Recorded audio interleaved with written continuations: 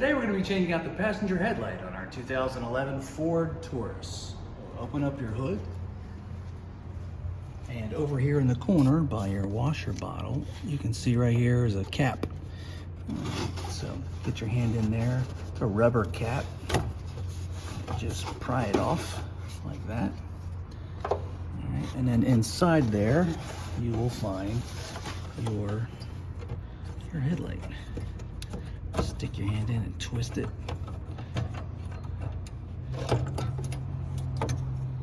And here comes your headlight bulb. All right, now right back here is with a clip. Just unclip it. Pull it out. Here's our new bulb. It's a Sylvania 9005, and we'll put a link in the description for you. I'm gonna put a glove on here, so if I accidentally touch it, I won't ruin the bulb with my finger oils. Okay, so let's turn it like this. Plugs in like this.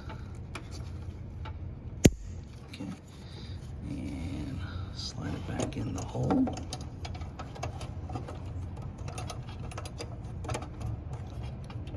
And twist it to the, there you go, twist it clockwise.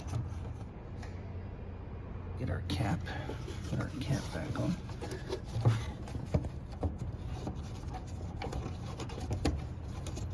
And this helps prevent the rain from coming in, so you really need the water. You really need to get it back on because you don't want any water getting in there. And they're not easy to get back on, they're actually kind of a pain in the neck.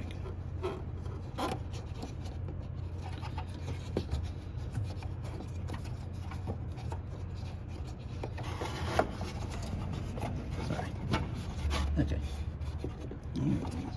And that's how you change out the passenger side headlight on your 2011 Ford Taurus.